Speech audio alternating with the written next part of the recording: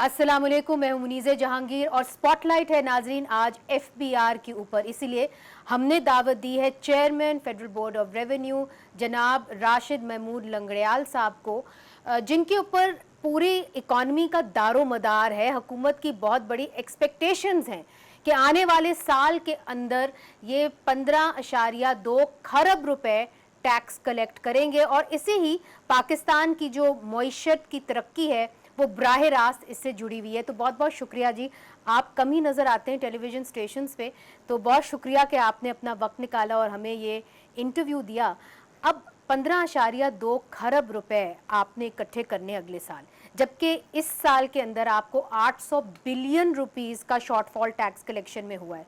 तो इस साल कौन सी ऐसी जादू की छड़ी आपके पास होगी जिसके नतीजे में आप 15.2 खरब रुपए इकट्ठे कर लेंगे? आप इसमें देखिए कि हम एक्सपेक्ट ये कर रहे हैं कि इस साल के एंड में ये 13 ट्रिलियन पे हम चले जाएंगे। अच्छा, तो 13 ट्रिलियन पे अगर आप ऑटोनमस ग्रोथ लगाएं तो हम जो हमारा टारगेट है उससे रफली कोई 800 नीचे रहते हैं, विच मीन्स कि कोई 1500 के करीब ऑटोनमस ग्रोथ पे चले जाएंगे 16.5 पे। मगर ये आप करेंगे कैसे? नहीं, ऑटोनमस ग्रोथ है ना, इसमें इन्फ्लेशन है, इसमें एलएसएम ग्रोथ है, हर साल कुछ बढ़ता है रेवेन्यू, जो अच्छा। ऑटोनमस ग्रोथ हम कहते हैं। ऑटोनमस ग्रोथ का मॉडल ये होता है कि हम प्रिडिक्ट करते हैं कि अगर ग्रोथ रेट ये हो, इन्फ्लेशन ये हो, आपकी लार्ज स्केल मैन्युफैक्चरिंग की ग्रोथ ये हो और आपका एक्सचेंज रेट ये हो, ये 4 अजम्पशंस के ऊपर आप ऑटोनमस ग्रोथ प्रिडिक्ट करते हैं। ठीक है। तो हमारी ऑटोनमस ग्रोथ की जो रफली प्रिडिक्शन बनती है वो 12% इंक्रीज है अगले साल की। तो आप 13 ट्रिलियन के ऊपर अगर 12% ज्यादा, अगर 10% भी करते तो आप 1300 बिलियन मजीद कर लेते ना जी। तो अगर 10% भी होते तो ये 14.3 पे आप पहुंच जाते। अच्छा, ठीक है, लेकिन 12% पे हम तकरीबन 14.5 या 14.6 पे पहुंच जाएंगे। तो जो चैलेंज है वो 14.5 से ऊपर वाला है। अच्छा, That is 750 billion or so जिसकी हम बात कर रहे हैं। That's quite a bit. That's quite a bit. That's huge. लेकिन ये जो 750 बिलियन है ये कंप्लायंस को इम्प्रूव करके आएगा, कंप्लायंस को इम्प्रूव करके इन्फोर्समेंट के जरिए आएगा और कुछ हमारे टैक्स रैशनलाइजेशन मेजर्स हैं कोई 260 बिलियन की, उनसे आएगा। नहीं मगर ये पिछले साल भी तो आपने ट्राई किया था ये ना? पिछले साल हमारी ऑटोनमस ग्रोथ बहुत लो रही। अच्छा, इसके बावजूद we are able to achieve more than what autonomous growth would have predicted. आपको पता है इन्फ्लेशन भी कम रही, ग्रोथ भी कम रही। आप 2 सालों में देखें, 1 साल में ना देखें। 1 साल is not a good way to look at it. ठीक है। सो अगर आप जून 2024 में देखें ना कि हमने कितना रेवेन्यू कलेक्ट किया। अच्छा, आपको ना थोड़ा सा मैं ये बता दूं कि रुपीज में जब आप ये करते हैं ना कैलकुलेट, तो आपके इन्फ्लेशन फैक्टर बहुत बड़ा हो जाता है। कुछ सालों में 30% इन्फ्लेशन होती है, अब पिछले सालों में बहुत थोड़ी रही है। जो पिछले 2 साल से इसमें 5%, 6%, 8% तक रही, 7% तक रही, तो इन्फ्लेशन कम रही। लेकिन जिस साल में 30% होती है उससे इन्फ्लेशन से ही बहुत सारा अचीव हो जाता है। तो better way to look at it कि आपने डॉलर्स में क्या कलेक्ट किया। अच्छा, डॉलर क्योंकि इन्फ्लेशन को टेक्स अवे, मगर क्योंकि डॉलर की वैल्यू ज्यादा स्टेबल है। मैं आप उसको ले आऊंगा पिछले साल भी आपने मैं बताता हूँ आपको। मैं आपको बताता हूँ हमारा जो टारगेट था वो नहीं अचीव हुआ पिछले साल। That's a fact. जी जी। उससे पिछले साल भी नहीं हुआ, दैट्स अ फैक्ट। जी जी। पाकिस्तान जब से बना है सिर्फ 3 साल हुआ है, that is also a fact. अच्छा, ठीक ठीक है, अब ये क्लियर बात है। अब मैं आपको बताता हूँ ग्रोथ की स्टोरी। जी। 2 सालों में, 2 साल पहले जून 24 में जब हमने फाइनेंशियल ईयर क्लोज किया तो हम खड़े थे 32 billion dollar of tax revenue के ऊपर। अच्छा, ये डॉलर में इजी हो जाता है मामला। ठीक है। अभी जब हम जून में क्लोज करेंगे it would be 46 billion dollar. अच्छा, यानी 2 सालों में 14 बिलियन डॉलर का इजाफा हुआ। ठीक है। ये पहले कितने सालों में 14 बिलियन डॉलर हम ऐड करते थे, ये मैं सिर्फ आपको बताना चाह रहा हूं। ठीक है। Last time we did it was in 13 years. ठीक है। 2011 में हम खड़े थे 18 बिलियन डॉलर के ऊपर 2011 में। और 18 में जब हमने 14 ऐड किया तो हम 32 बिलियन डॉलर में आए 2024 के। ठीक है, देखिए आप मेरी बात समझ रहे हैं? मैं आपकी बात समझ रही हूं। 2 साल में हुआ क्या, वो असल में समझने की बात है। उन 2 सालों में हम डिजिटल सिस्टम्स पे काम करते रहे, हमने प्राल पूरे को रिवैम्प किया, कंप्लायंस बेहतर हुई आपकी। कंप्लायंस बेहतर हुई। अब कंप्लायंस बेहतर जब होती है तो इस दफा आपको पता है हम न्यू ऑपरेटिंग मॉडल भी ला रहे हैं। लेकिन मैं आपको ये बता दूं, ये बहुत चैलेंजिंग टारगेट है। इसमें कोई शक नहीं। अब government is working in a challenging environment. हमारे पास ऑप्शन ही नहीं कि हम अपने लिए एम्बिशियस टारगेट ना सेट करें। और ये बिल्कुल, मैं ये बिल्कुल ये नहीं कहूंगा कि इस साल हर सूरत टारगेट टू द डाट होगा, ये मैं नहीं कहूंगा। हो सकता हो जाए, हो सकता है इससे ज्यादा भी हो जाए, बट इस बात की पॉसिबिलिटी है। टारगेट्स आर एस्टिमेट्स, ठीक है। अच्छा एस्टिमेट्स और भी होते हैं। बात ये है मैं ना, आपको बताता हूं, अगर आपका इंटरेस्ट रेट बढ़ जाता है तो आपके बैंकों का प्रॉफिट बढ़ जाता है, तो मेरा ये टारगेट अचीव हो जाता है, आपके लिए आसानी हो लेकिन जाती है। इंटरेस्ट रेट बढ़ता है तो एक और क्या मसला होता है, गवर्नमेंट की डेट सर्विसिंग बढ़ जाती है। अच्छा, इंटरेस्ट रेट कम होता है तो मैं टारगेट नहीं अचीव कर पाता, लेकिन गवर्नमेंट की डेट सर्विसिंग भी कम हो जाती है। आप एक बात समझिए, तो जब हम साल को क्लोज करेंगे, आप देखिए पिछले 2 साल टारगेट अचीव नहीं हुए ना रुपीज में, लेकिन आपने जो सरप्लस का जीडीपी सरप्लस का नंबर था, दोनों साल अचीव किया। आईएमएफ के फ्रेमवर्क में जो एंकर नंबर है वो जीडीपी सरप्लस है, वो आपने दोनों साल अचीव। मगर देखिए, लोग ये कहते हैं कि जी इकोनॉमी आपकी ग्रो कर रही है बाय 3.7%, करेक्ट, ठीक है, टैक्स टारगेट्स आपने बड़े हाई रखे हुए हैं, तो जब इकोनॉमी इतनी ग्रो ही नहीं कर रही तो फिर टैक्स आप ऑलरेडी जो लोग टैक्स नेट के अंदर हैं उनके ऊपर आप भार डाले चले जा रहे हैं। लोग ये कहते हैं कि जी एग्रीकल्चर के ऊपर कुछ होली काउज हैं, जिसके अंदर एग्रीकल्चर है, रिटेल सेक्टर है, प्रॉपर्टी सेक्टर को तो आपने जो है इस वक्त छूट दे दी है, फिर से छूट दे दी। टैक्स में नहीं छूट दी, मैं बताता हूँ आपने दी है ना एक तरह से टैक्स, जब आप बेच रहे आप होते हैं और बेच रहे होते हैं और खरीद रहे होते हैं, तब तो आपने वो टैक्स की छूट दी है। वो टैक्स नहीं है, वो है ट्रांजैक्शन टैक्स। ट्रांजैक्शन टैक्स, जी बिल्कुल। Transaction tax is not a tax liability. हम इस वक्त भी प्रॉपर्टी टैक्स का जो आपका कैपिटल गेन का रेट है वो वही है जो पिछले साल था। आपने 100 रुपए की खरीदी, आपने 150 की बेची, प्रॉपर्टी परचेसेस हैं, that has gone down. It has gone down, but it's still. I mean, why has it gone down? That's the question मैं that I'm बताता हूँ asking. ना, मैं वो उस पे आता हूँ कि why it has gone down। पहले जरा ये समझ लें कि what has gone down। जी। So tax has not gone down। Transaction जो हम उसे कहते थे कि आप टैक्स तो साल के एंड में देना, लेकिन जब तुम परचेज कर रहे हो तो मैं आपसे कुछ टैक्स विदहोल्ड कर रहा हूं, दैट हैज गॉन डाउन। अब वो सारा एडजस्टेबल था। ऑल ऑफ द टैक्स जो आप प्रॉपर्टी खरीदते या बेचते हुए पे करते हैं वो साल के एंड में एडजस्टेबल होता है। तो हम लोगों को ट्रांजैक्शन के वक्त डिस्करेज करने की बजाय जब वो अपना साल मुकम्मल कर लेंगे उस स्टेज के ऊपर उनसे टैक्स लेंगे। ठीक है, मगर कम लेंगे और नहीं, आपने कम नहीं लेंगे, कम नहीं लेंगे। इधर जो आपने capital gain tax has not gone down, ये आप समझ नहीं, ठीक है, capital gains tax may not have gone down, मगर जो withholding tax on property purchase है दैट्स गॉन डाउन।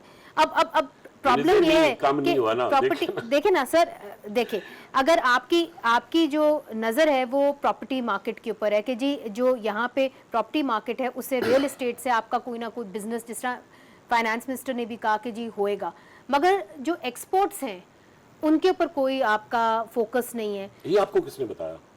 नाकदीन आपके कहते हैं जो एक्सपोर्टर्स है वो खुद प्रोटेस्ट कर रहे हैं। फाइनेंस बिल पढ़े ना, एक्सपोर्टर्स प्रोटेस्ट कर रहे हैं ना। मेरी रिक्वेस्ट ये है जी, मेरे पास कि आप फाइनेंस बिल पढ़े, उसमें एक्सपोर्टर्स के लिए क्या आया है मैं लिस्ट कर देता हूं आपको। एक्सपोर्टर के लिए सबसे पहले तो ये किया कि जो 1% का एडवांस टैक्स था जो पिछले 2 सालों से था वो खत्म हो गया। नहीं, खत्म हो गया एडवांस टैक्स। अच्छा, अब उसकी जगह जो मिनिमम टैक्स तमाम लोकल बिजनेसेस पे लगता था 1.25, वो एक्सपोर्टर पे 1% लगता था, उसे बराबर कर दिया है।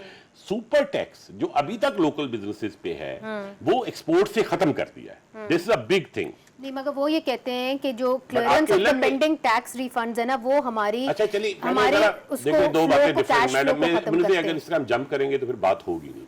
देखिए बात यह है कि पहले हम तय कर लें कि इस फाइनेंस बिल में उनके लिए नई चीजें क्या आई हैं, उसके बाद हम तय करते हैं कि उनकी रिफंड की कंप्लेंट क्या है। मसले पे आ जाए ना जी, उनका मसला ये है। नहीं, फिर अगर आपने मुझे जवाब नहीं देने देना तो उसका फायदा नहीं है। अच्छा, नहीं आप जवाब जरूर दें। नहीं तो फिर आप तो सुन नहीं रही, आप आगे जा रही है ना, मेरी अर्ज तो सुने ना। जी जी, एक्सपोर्टर के लिए क्या आया ये तो मुझे बयान करने दें।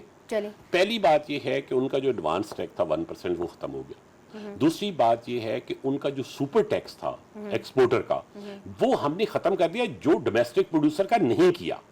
देखिए this is actually a preferential treatment. सिर्फ यही नहीं है बल्कि उनकी जो लॉन्ग टर्म फाइनेंसिंग स्कीम थी उसमें 100 बिलियन अलग एक्सपेंडिचर साइड पे रखा है। अगर आप मुझे ये कहें कि ये बजट किस चीज का बजट है तो ये एक्सपोर्टर्स का बजट है। If there is one thing that defines this budget, that is export preference by the government. अच्छा, इसके अंदर जो एक्सपोर्टर्स हैं खासतौर पे उनका आप रिफंड के इशू पे आ जाते हैं। जो टेक्सटाइल इंडस्ट्री, उन्होंने स्टेटमेंट दिया है, मैं एप्टमा की स्टेटमेंट आपको पढ़ के सुना रही हूँ। उन्होंने ये कहा है exporters were also seeking the clearance of pending tax refunds, faster automated refund payments and lower energy tariffs, arguing that financing and utility समझ costs रहा in हूँ आपका सवाल। मैं आपको Pakistan सवाल remain significantly higher than those faced by other regional देखिए, competitors. पहली बात एक एनर्जी टैरिफ पे तो अभी मैं आज बात नहीं करूंगा, वो सेक्टर मिनिस्टर पावर मौजूद ठीक है, है, वो बात करेंगे। ठीक है, वो आपकी आप पीछे उनका jurisdiction रह गया रिफंड का इशू। जी, मैं आपको refund। पता है हमारा जो टोटल रिफंड हम हर महीने इशू करते हैं, उसमें जो एक्सपोर्ट का रिफंड है that is the main refund जो एक्सपोर्टर को मिलता है।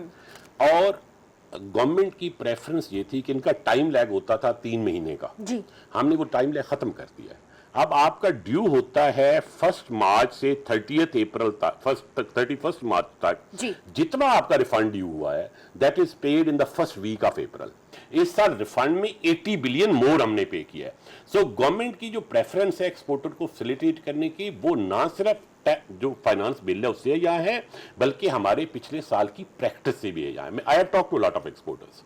मैंने तो आपको एप्टमा का स्टेटमेंट दिया है। देखिए, मैं आपको बताऊं, ये पॉसिबल नहीं है कि कोई भी बिजनेस का जो रिप्रेजेंटेटिव ग्रुप है, एंड दिस इज लेजिटिमेट, कि वो कहेंगे कि हम परफेक्ट वर्ल्ड में आ गए। अभी वो परफेक्ट वर्ल्ड में नहीं आए, लेकिन वो जिस इम्परफेक्ट थे उससे परफेक्शन, परफेक्ट वर्ल्ड का सफर शुरू हो गया है। तो आप ये कहें कि इस वक्त एक्सपोर्टर ये कहेगा कि मुझे दुनिया जहान में जो कुछ मैंने मांगा था वो तो अल्लाह भी यही देगा ना, जो कुछ मांगा। हुकूमत का काम था कि जो उसके पास फिजिकल स्पेस थी उसमें मैक्सिमम करती और अपनी प्रेफरेंस शो करती एक्सपोर्ट के लिए, वो हुकूमत ने कर दी। ठीक है। और जब आप इन्फोर्समेंट की बात करते हैं, लेट्स कम टू इन्फोर्समेंट, क्योंकि इस पे अभी दारोमदार है कि जी इन्फोर्समेंट होगी इस साल तो मामला बेहतर होंगे, तो कौन सा ऐसा सेक्टर है जिसको आप टारगेट करेंगे कि जी इधर हम सेक्टर को नहीं करेंगे, उन लोगों को करेंगे जिन्होंने इम्पॉसिबल रिटर्न्स दी।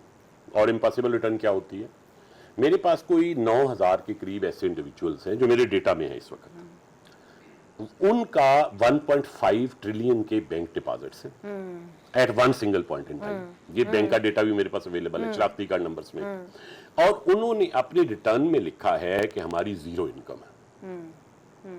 इनको टारगेट करेंगे, हाई नेटवर्थ इंडिविजुअल को। ये इम्पॉसिबल रिटर्न है। एक बंदा है वो ये कहता है कि मैंने 10 करोड़ की प्रॉपर्टी खरीदी, लेकिन उसकी रिटर्न में ये आ रहा है कि उसकी एनुअल इनकम जो है वो 30 लाख रुपया है। और उसने कोई अनरीजनेबल रिटर्न जिसे हम कहेंगे। सो जो अनरीजनेबल, आपको पता है इस दफा हम जो नया ऑपरेटिंग मॉडल ला रहे हैं वो पूरे का पूरा सॉफ्टवेयर बेस्ड है। उसके नीचे सेंट्रल डेटा हब है, उसके पीछे सेंसर्स हैं और थर्ड पार्टी डेटा है।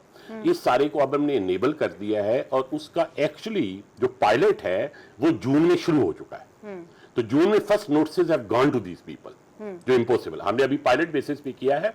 सो हमने 9000 को अभी नोटिस नहीं भेजे, हमने 100 लोगों को भेजे टू टेस्ट कि वो किस तरह ऑपरेट करता है। ये लोग हैं। दूसरा, आपका डिजिटल जो हम प्रोडक्शन मॉनिटरिंग सिस्टम लगा रहे हैं, प्रोडक्शन मॉनिटरिंग सिस्टम इस वक्त आपको पता है कि चीनी पे लग चुका है, शुगर पे लग चुका है। उसमें 60 बिलियन का हमें अपटेक आया पिछले से पिछले साल।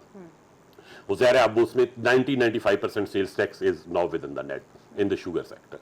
फिर आपका सीमेंट में लग गया है, सीमेंट में आ गया, बेवरेजेस में लग रहा है, टेक्सटाइल में लग रहा है। टेक्सटाइल में आपको पता है मैक्सिमम गैप है, कोई 500 से 700 बिलियन का सेल्स टैक्स का गैप है टेक्सटाइल में। जो आपको गोलमाल का तस्वर आपने सुना हुआ है? थोड़ा बहुत। तो गोलमाल ये होता है कि वो कहते हैं कि ये बेल्स बनी नहीं, उसे गोलमाल कहते हैं। अच्छा। तो जब आपका जो स्पिनिंग यूनिट है वो से पहले जब आपके पास आता है, रुई आती है और आप स्पिनिंग यूनिट में लेके जाते हैं, तो ये को 380 के करीब टोटल यूनिट्स हैं। वो ये कहते हैं कि मैंने टोटल बेल्स ही 10 बनाई हैं जबकि उन्होंने 13 बनाई हैं। अच्छा। तो इस वक्त 1.5 बिलियन बेल्स जो हैं वो मार्केट का एस्टीमेट है कि वो गोलमाल है। अब ये जब हम क्या कर रहे हैं, हम कैमरे लगा रहे हैं, आपको पता है इसका, शायद अगर आपने पढ़ा, हमने उस पे खाद पे लगा दिए हैं, हमने चीनी पे लगा दिए हैं। जो हमारे ये हैं दोस्त एप्टमा वाले, ये हाई कोर्ट में गए हुए कि कैमरे नहीं लगाने, इनको सहूलतें सारी चाहिए, मगर ये कहते कैमरे नहीं लगाने। अब ये नहीं गिनना कि हमने बेलें कितनी तो अभी वो मामला हाई कोर्ट में है। नहीं, लेकिन उसमें से कुछ लोग अच्छे भी हैं, उन्होंने लगवा लिया। मतलब 4 यूनिट्स ने लगा लिया, 4 बड़े अच्छे यूनिट्स और उससे आपको फायदा हुआ? जी, फायदा होगा। तो इस साल हमारा ये ख्याल है कि हम सिर्फ जो एप्टमा को अब मैं नहीं, वो तो ऑर्गेनाइजेशन है, टेक्सटाइल सेक्टर में अगर स्पिनिंग यूनिट में हमसे अगले 2-3 महीनों में कैमरे लगा लेते हैं। आपको पता है ये सिर्फ कैमरे नहीं है, इसके पीछे डेटा एनालिटिक्स है। और basically I wish I could show you, किसी दिन दिखाएंगे आपको, एक कैमरा लगा हुआ है जिसमें से ईच बेल दैट मूव करती है तो वो उसकी काउंटिंग कर रहा है। और वो मेरे इधर सेंट्रल सीसीयू में कनेक्टेड है और प्राल के डेटा से कनेक्टेड है। अगर वो कैमरा किसी 2 मिनट के लिए नहीं चलता तो उसका मुझे अलार्म आता है। This is what is happening in right now in sugar sector. उसकी ईच जो बैग है वो काउंट हो रहा है, ठीक है, और सीमेंट का हर बैग। अच्छा, सिर्फ इससे अगर अल्लाह ताला ने मेहरबानी की तो हमें कोई 300 बिलियन सिर्फ टेक्सटाइल सेक्टर से जो सेल्स टैक्स की चोरी है वो कम होगी। अच्छा, मैं एक और बता दें, टोबैको में हमने पिछले साल एक्शन किया, आपको पता है 1 साल से टोबैको पे एनफोर्समेंट चल रही है। हमें इस साल 40 बिलियन का अपटेक आया है इस साल जून, as we close June there is 40 billion more revenue than without that enforcement. तो हमारा ये ख्याल है कि इस एनफोर्समेंट कह लें, कंप्लायंस कह लें, जो आप इसका नाम रख लें, बात ये है कि जिस बंदे का टैक्स बनता है उसका रेट नहीं हमने बढ़ाया। इस दफा हमने कोई रेट नहीं बढ़ाया, एक्चुअली रेट कम किए। आपको पता है सैलरी का रेट कम हुआ है, मगर कंप्लायंस पे जा रहे हैं हम कंप्लायंस पे जा रहे हैं। अच्छा। 2 तरीके हैं टैक्स को बढ़ाने के।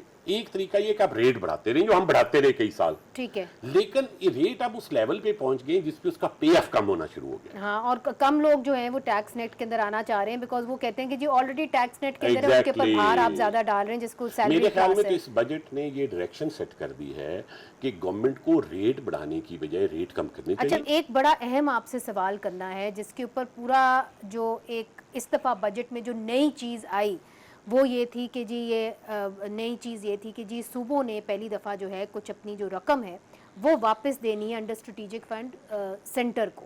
अब वो इस पे डिपेंडेंट है कि एफबीआर कितना टैक्स कलेक्ट करेगी। अगर एक सर्टन मार्क तक वो कलेक्ट कर लेती है तो फिर वो अमाउंट वो वापस करेंगे, अगर वो नहीं करती तो फिर वो मार्क भी नीचे हो जाता है, कम हो जाता है। उसके ऊपर मैंने आपसे सवाल करना है क्योंकि ये बड़ा अहम सवाल है। नाज़रीन, छोटा सा वक्फा लेते हैं, वक्फे के बाद हाजिर होते हैं। वेलकम बैक नाजरीन, स्पॉटलाइट है एफबीआर के ऊपर। हमारे साथ बैठे हुए उनके चेयरपर्सन राशिद महमूद लंगड़ियाल साहब। आप बहुत ही कम टीवी पे आते हैं, so thank you very much again for giving us this interview. अब एक बहुत बड़ा इशू सामने आया है और वो ये है कि पहली दफ़ा इस बजट के अंदर हमने ये देखा है कि सूबों ने कुछ पैसे वापस वफाक को देने हैं और वो एक नई अरेंजमेंट जो है वो तय हुई है। इसके अंदर नाकदीन ये कहते हैं कि जी आपने NFC अवार्ड को इनफेक्टिव कर दिया है, जो 57.5% जाता था सूबों को, अब वो नहीं मिलेगा। मगर सूबे ये कहते हैं कि जी हमारी एक मुआहदा हुआ, वो नेशनल इकोनॉमिक काउंसिल के अंदर हुआ, और वो ये था कि एफबीआर का टारगेट है अराउंड 15,280 अरब रुपए, उनका ये कहना है, ये टैक्स टारगेट है। और अगर इतना वो इकट्ठा कर लेते हैं तो फिर हम ग्रांट इन एड के तौर पे वापस करते हैं वफाक को। मगर अगर वो इतना इकट्ठा नहीं करते तो जो हमने 1,100 अरब रुपए वापस करने हैं वफाक को, वो फिर कम होते चले जाएंगे according to how much FBR has collected. ये अग्रीमेंट है। That's correct। देखिए, इससे अच्छी क्या बात हो सकती है कि सूबों और वफाक ने एक बहुत नीट एंड क्लीन एग्रीमेंट किया है, क्योंकि कलेक्शन की एजेंसी फेडरेशन के पास है, तो provinces were with in its right to say कि अगर आपका 2000 बिलियन या 2 ट्रिलियन कम इकट्ठा होता है तो फिर हम अपना बजट कैसे। तो उन्होंने अपने बजट के लिए एक स्पेस को रिजर्व किया है और उसके मुताबिक अपना बजट बनाया है, और उसके ऊपर जो आप समझे कि अपसाइड आनी थी उसमें उन्होंने कहा हम अपना शेयर नहीं लेंगे। तो मेरा तो ये ख्याल है कि ये इन नेगोशिएशन की बहुत सक्सेसफुल आउटकम है कि इतना नीट एंड क्लीन अरेंजमेंट है। आप इसे कंट्रोवर्सी समझ रही हैं, बट ये कंट्रोवर्सी है नहीं, ये तो इसकी नीटनेस की निशानी है। अब इसके में आप देखिए उसमें होगा क्या। ट्विस्ट कोई नहीं है इसमें, ये कि अगर आपकी कलेक्शन ना हुई तो फिर वफाक को भी कम पैसे मिलेंगे, शॉर्टफॉल होगा, को कुछ नहीं होगा, फिर वो पेट्रोलियम लेवी लगाएंगे हमारे ऊपर, फिर हमारे ऊपर महंगाई नहीं, क्योंकि एफबीआर कलेक्शन जो है उसमें petroleum levy does not come in. अगर वो पेट्रोलियम लेवी लग भी जाए तो वफाक का शेयर नहीं रिस्टोर होता। मगर जब आपका शॉर्टफॉल होता है तो तब हमारे ऊपर पेट्रोलियम, ये बात दुरुस्त नहीं है। आप पेट्रोलियम लेवी का रेट देखें कि वो कब से जैसे ही है। अच्छा, तो ये जो तनकीद आप पे होती है ये गलत है, आप बिल्कुल ये गलत बात है। अच्छा। उसकी वजह ये है कि पेट्रोलियम डेवलपमेंट लेवी का जो रेट है that's a function of non tax revenue, जो कहीं और से आता है, और 80 रुपए का रेट आप बताएं ना कब से है। मगर वो शॉर्टफॉल पूरे करने के लिए आता नहीं, शॉर्टफॉल के लिए नहीं है। ये देखिए ना, ये तो पॉलिटिशियंस कह रहे हैं, opposition floor of the house में कह रहे हैं। तो कुछ भी कह सकते हैं ना, कहने को तो कोई पाबंदी नहीं है ना। पाकिस्तान में आजादी राय है। अच्छा, बिल्कुल है, बिल्कुल। आप देखें आप कैसे कैसे मुश्किल सवाल कर रही हैं। नहीं मगर एक शरीफ सरकारी मुलाजिम से आपने पॉलिटिकल नेचर का सवाल पूछा, इससे ज्यादा आजादी इजहार का क्या सबूत है? चले ये एक और, this is for another show, मगर बहरहाल coming back to this issue, ये आपने फिर क्लियर कर दी ये बात। जो एक और चीज और आपने ये भी कह दिया, चूंकि हफीज पाशा साहब भी ये कहते हैं कि देखिए आपने इनफेक्टिव कर दिया है एनएफसी अवार्ड को, आप उसको 42% पे ले आए हैं, जब आप कहते हैं कि जी सूबों ने आपको कैश सरप्लस दिखाना है, और वो ये कहते हैं कि जी आपने जब उनसे ये पैसे जो है ये वापस ले लेंगे और पेट्रोलियम लेवी लगाएंगे तो फिर तो उनका 42% बेचारों का शेयर बन जाता है। ये समझिए जरा कि एनएफसी है क्या? NFC is an arrangement of sharing revenue between federating units yes. and the federation. Yes.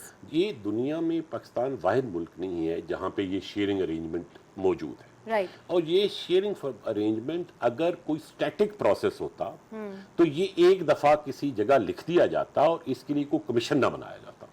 Commission बनाने का मकसद ये है कि ये एक डायनेमिक चीज है।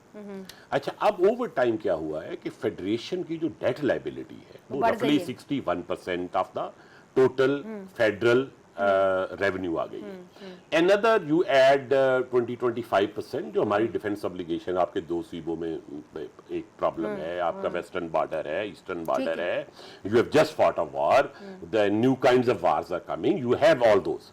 तो ये 80-85% तो यही, हमारे कुछ साल ऐसे भी आए हैं बीच में फेडरेशन के पास कि जब आप सिर्फ जब डेट रीपे कर लेते थे तो आपकी रेवेन्यू खत्म हो जाता था।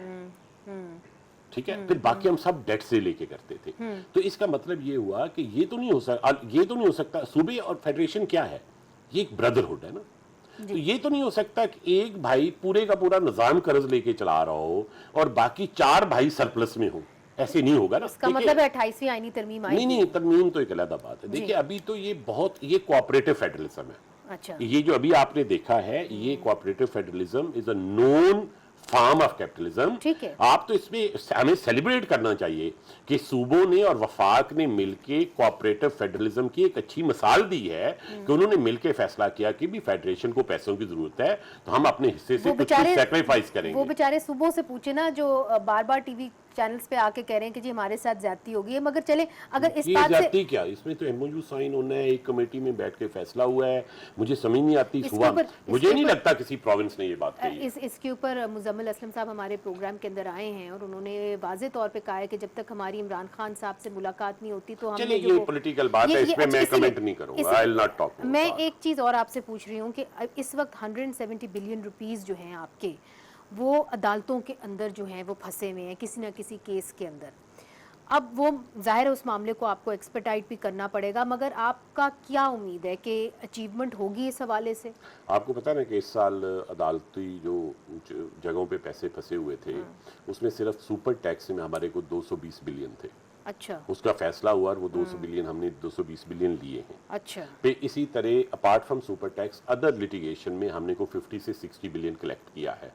पिछले साल भी हमने 200-250 बिलियन कलेक्ट किए थे। तो इस साल क्या उम्मीद है आपकी? अब मैं आपको बता देता हूँ, इस साल जो मैं आपको बता दूं, जब आपको ये हेडलाइन नंबर पढ़ते हैं ना, इतने ट्रिलियन जी स्टॉक हैव कोर्ट, इसमें बहुत सारे वो केसेस हैं जो एफबीआर ने टैक्स पेयर पे किए हुए हैं। अच्छा, एफबीआर का क्या मसला है कि एफबीआर के खिलाफ जब फैसला आ जाता है तो कमिश्नर के पास इख्तियार है कि अपील करनी है या नहीं करनी। कमिश्नर अगर अपील ना करे तो उसके खिलाफ ऑडिट पैरा भी बनता है और नैब इंक्वायरी भी होती है। अगर कमिश्नर ये समझता भी हो कि इस केस में कोई जान नहीं है, there is no substance to this case, वो फिर भी अपील करता है। तो there are lot of frivolous appeals जो हमारे कमिश्नर्स ने फाइल की हुई हैं। हम इस दफा फाइनेंस बिल में एक फंडामेंटल शिफ्ट ला के ला रहे हैं। हम ये कह रहे हैं कि एफबीआर जब भी अपील करेगा तो उससे पहले एक इंडिपेंडेंट स्क्रूटनी कमेटी के पास जाएगा। ये अगर आप फाइनेंस बिल देखें तो उसके अंदर ये क्लाज ऐड हुई है, independent scrutiny committee is going to be headed by a retired जज ऑफ द हाई कोर्ट और सुप्रीम कोर्ट। और वो एक पैनल होगा जो ये फैसला करेगा कि इस केस में कोई सब्सटेंस भी हम अपील में जाए कि नहीं। तो ये आपको जो ट्रिलियन ऑफ नंबर आता है ना अदालतों में नजर, इसका कोई 1/5 होगा जो एक्चुअल रेवेन्यू स्टॉक की कैटेगरी में होगा। 80% इज फ्रिवरस और वो जो 1/5 है उसमें से हमने को आधा सफर तय कर लिया पिछले 2 साल। तो it's not now huge money that is stuck up there. Alright, कहीं ना जाइएगा, हमारे साथ एफबीआर के चेयरपर्सन मौजूद हैं। छोटा सा वक्फा शामिल करते हैं, फिर से हाजिर होते हैं। वेलकम बैक नाजरीन, स्पॉटलाइट है एफबीआर के ऊपर। हमारे साथ हैं एफबीआर के चेयरपर्सन राशिद महमूद लंगड़ियाल साहब।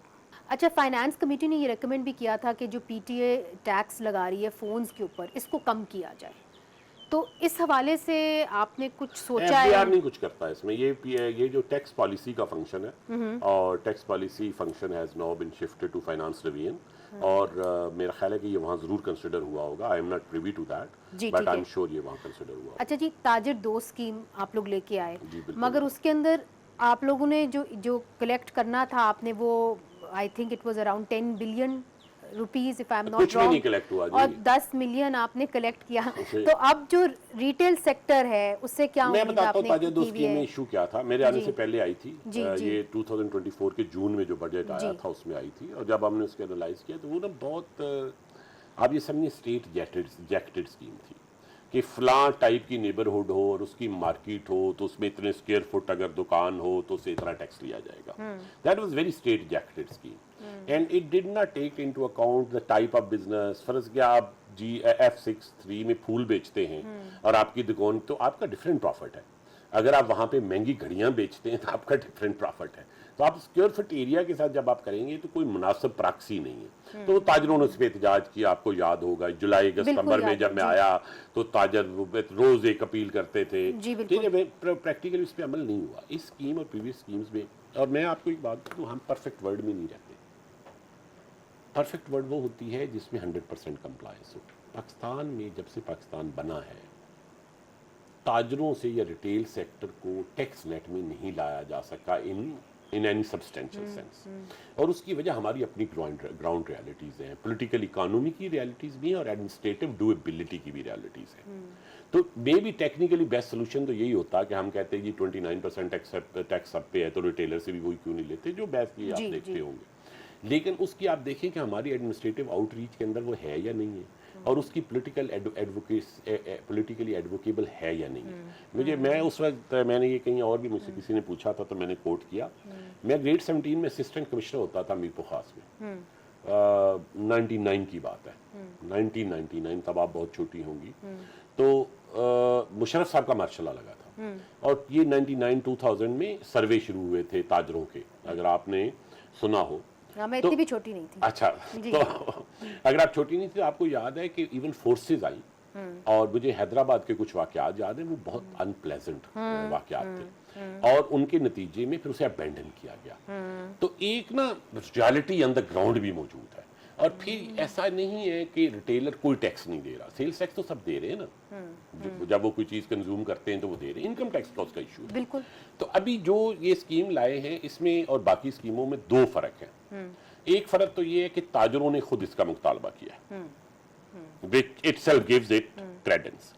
दूसरा फर्क ये है कि इस दफा हम एक ग्रीन नंबर प्लेट इशू कर रहे हैं उन ताजरों के लिए जो स्कीम के अंदर आ जाएंगे, और green number plate what does it से? इट सेज, उसके अंदर QR कोड लगा हुआ है कि हमारा कोई FBR का इंस्पेक्टर मुलाजम जिस दुकान के बाहर वो ग्रीन नंबर प्लेट लगी उसके अंदर भी नहीं जा सकता। जिससे क्या हो रहा है, मैं छोटा ताजर हूं, आई वुड रादर पे 1% at 25,000 rupees, which is the minimum, then be harassed, then be kind of put at the mercy of some inspector or sub inspector। तो मेरा ये ख्याल है कि there is an incentive for the traders to come into the scheme। जी, मेरा तो ये भी अंदाजा है कि शायद इस पे कंपटीशन हो जाए ट्रेडर्स में कि किसने जल्दी जाना है। चले ये उम्मीद करती हूँ, मगर जूलर्स की आपको पता है जूलर्स इसमें नहीं है, पार्शियल हड़ताल हुई हुई है इस वक्त कराची के अंदर, क्योंकि उन्होंने कहा है कि जी रेड्स पड़ रहे हैं, FBR के ऑफिशियल रेड्स नहीं बढ़ रहे, हम सिर्फ काउंट कर रहे हैं कि वो सेल क्या कर रहे हैं। तो वो कहते हैं कि जी ये इतने हम ऑलरेडी इतना टैक्स दे रहे हैं, और वो कह रहे हैं 300% ज्यादा दें। टैक्स तो बहुत थोड़ा दे रहे हैं, तो कहते हैं 300% वो कहते हैं कि बढ़ाएं, तो वो हमारे मेरे पास जूलर्स का डेटा है इस वक्त। मैं अगर आपको दिखाऊं कि जूलर्स एवरेज क्या टैक्स दे रहे हैं, मेरी जूलर से बहुत मीटिंग्स हुई। अच्छा। तो मैंने उनसे पूछा कि आपका क्या ख्याल है कि एक जूलर को एवरेज क्या देना चाहिए, तो मेरे पास क्योंकि उनका सारा 18,000 या जितने भी हैं उनका डेटा था, तो मैंने कहा ये आया, उनके लिए तो हमारे लिए भी एम्बैरसिंग है।